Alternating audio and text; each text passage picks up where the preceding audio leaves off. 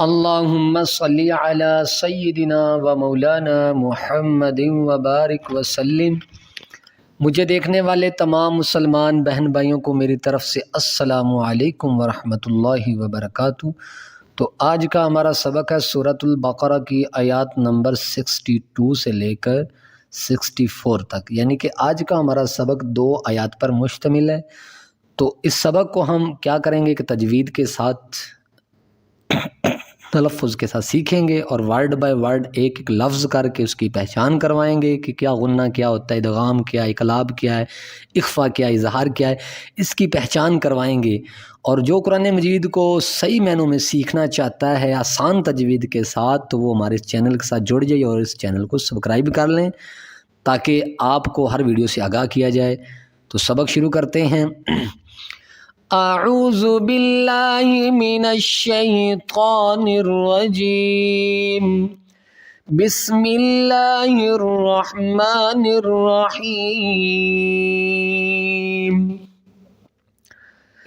ان الذین آمنوا والذین هادوا والنصارى والصابئين من آمن بالله ان الذين، یہاں پر نون مشدد ہے اور یہاں پر غنہ کریں گے، اس نون کے اوپر شد ہے، اس کے اوپر کیا کریں گے، غنہ کریں گے، اور غنے کی مقدار ایک الف ہے۔ جہاں پر بھی نون کے اوپر شد آئے گی یا میم کے اوپر شد آئے گی وہاں پر ہمیشہ غنہ کیا جائے گا، تو یہاں پر بھی غنہ ہو رہا ہے۔ ان الذین آمنوا، ان الذین آمنوا والذین هادوا والنصارى،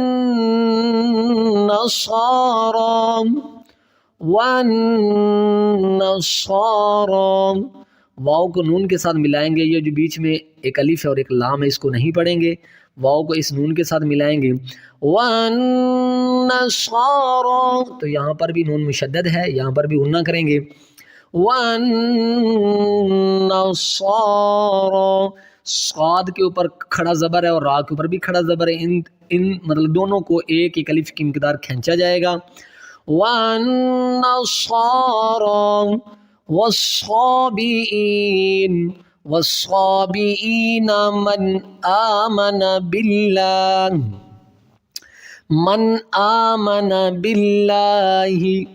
من یہاں پر نون ساکن ہے، اس کے بعد حروف حلقی میں حمزہ ہے، تو یہاں پر غنہ نہیں کریں گے بلکہ یہاں پر اظہار ہوگا، کیونکہ آگے نون ساکن کے بعد دیکھیں گے تو حروف حلقی ہے، یہ حمزہ جو ہے، تو اس کی وجہ سے یہاں پر غنہ نہیں کیا جائے گا بلکہ یہ اظہار کا قاعدہ استعمال ہے، یعنی نون ساکن کا قاعدہ ہے، تو یہاں پر اظہار کریں گے، غنہ نہیں کریں گے۔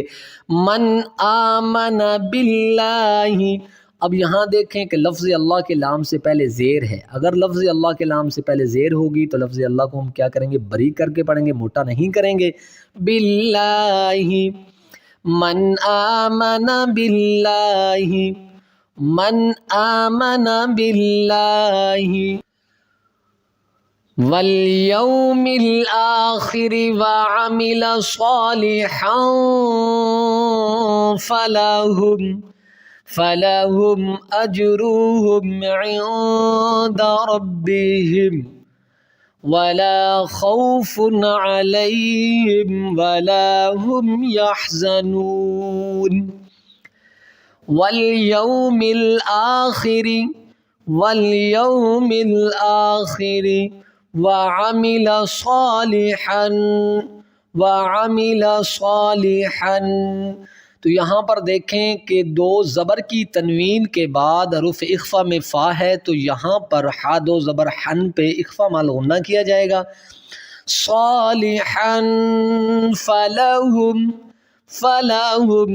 اجرہم، فلہم، یہاں میم ساکن کے بعد نہ تو با ہے اور نہ ہی میم ہے، با اور میم کے علاوہ کوئی اور حرف آئے گا تو وہاں پر غنہ نہیں بلکہ اظہار کیا جائے گا، یہ میم ساکن کے قاعدوں میں سے ہے۔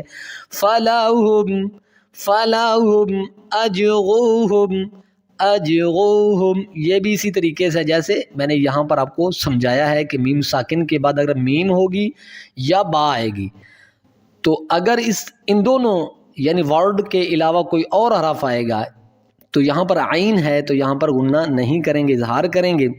اجرهم عند ربهم عند ربهم عند ربهم، یہاں اکفا مل غنہ ہو رہا ہے کیونکہ نون ساکن کے بعد دال ہے تو دال حروف اکفا میں ہے.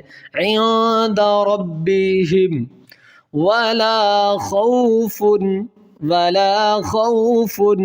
عليهم ولا هم يحزنون ولا خوف عليهم ولا هم يحزنون ولا خوف عليهم ولا هم يحزنون. تو یہاں پر ہماری ایک آیات مکمل ہو چکی ہے اور دوسری آیات شروع کرتے ہیں. وَإِذْ أَخَذْنَا مِيثَاقَكُمْ وَرَفَعْنَا فَوْقَكُمُ الطُّورَ خُذُوا مَا آتَيْنَاكُمْ بِقُوَّةٍ وَاذْكُرُوا مَا فِيهِ لَعَلَّكُمْ تَتَّقُونَ. ایک ورڈ جو ہے نا آگے والے پیج پہ ہے، ٹھیک ہے. تو وَإِذْ أَخَذْنَا مِيثَاقَكُمْ وَإِذْ أَخَذْنَا مِيثَاقَكُمْ وَرَفَعْنَا فَوْقَكُمُ الطُّورَ، یہاں پر سٹاپ کریں گے یا وقف کریں گے تو را کو ساکن کر دیں. فَوْقَكُمُ الطُّورَ خُذُوا مَا آتَيْنَاكُمْ.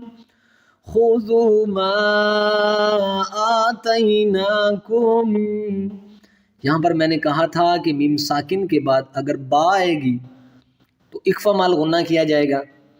ما آتَيْنَاكُمْ یہ میم ساکن کے قیدوں میں ہے. آتَيْنَاكُمْ بِقُوَّةٍ واذكروا ما فيه لعلكم تتقون. بقوة، یہاں دو زیر کی تنوین کے بعد حروف یارملون میں واو ہے تو یہاں پر ادغام کریں گے، واو کے اندر یہاں غنہ کریں گے. بقوة واذكروا ما فيه لعلكم تتقون. تو ہمارا یہاں پر سبق مکمل ہو چکا ہے. جو قرآن مجید کو آسان تجوید کے ساتھ گھر بیٹھے سیکھنا چاہتے ہیں تو وہ ہمارے چینل کے ساتھ جڑ جائیے، انشاءاللہ آپ کا بہت فائدہ ہوگا. شکریہ، جزاکم اللہ، احسن.